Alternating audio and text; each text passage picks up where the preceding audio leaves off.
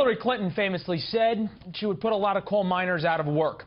In contrast, as the first new coal mine in recent memory opened this week, President Trump sent a video message promising more jobs were on the way.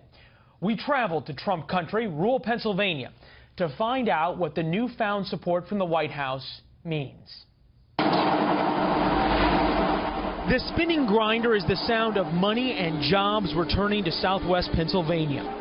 3 years after the bottom fell out of the coal market, Corsa Coal is celebrating the first mine opening these parts have seen in years. Sold for about $150 per ton.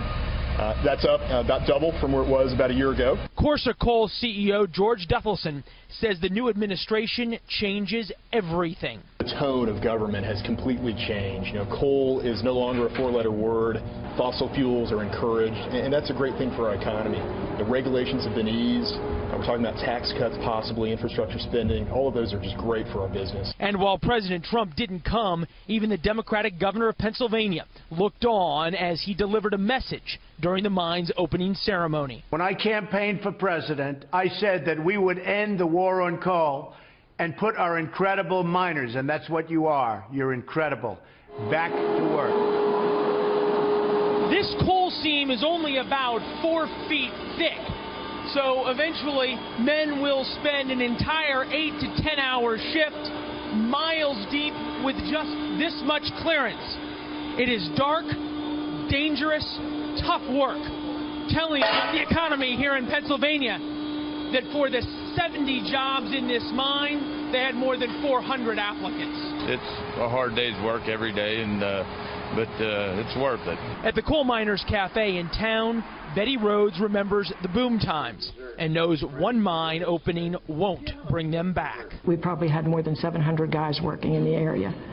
And they'd come in and get their thermoses filled. They'd come in and get their lunches to go, 3 different shifts. They always, you know, it was a stop they'd make, and then when the mine started closing, that was all gone.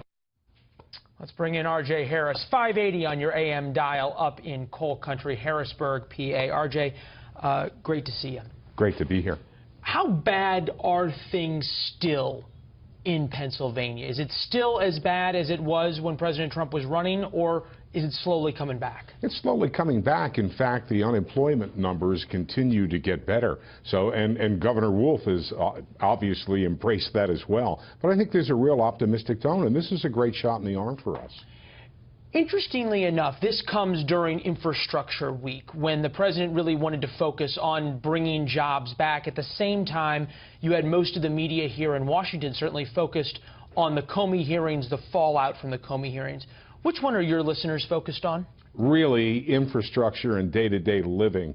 Most of the people on Thursday went to work as they always do and did what they do for a living and really didn't see one bit of the Comey hearings.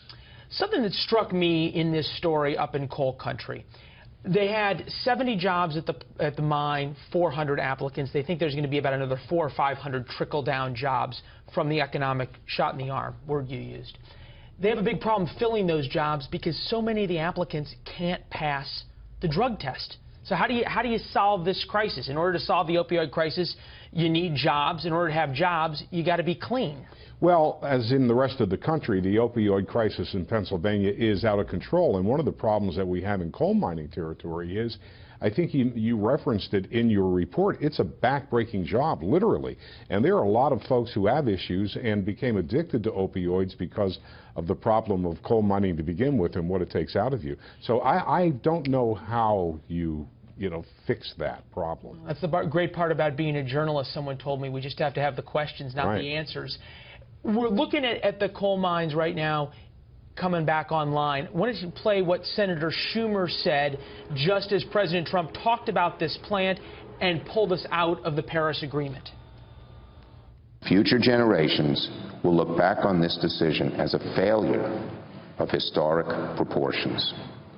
President Trump's decision to withdraw is also a sucker punch to American workers, who should be building the next generation of wind turbines and solar panels. Now other countries, including China, our economic rival, will seize the mantle of innovation and clean energy away from America.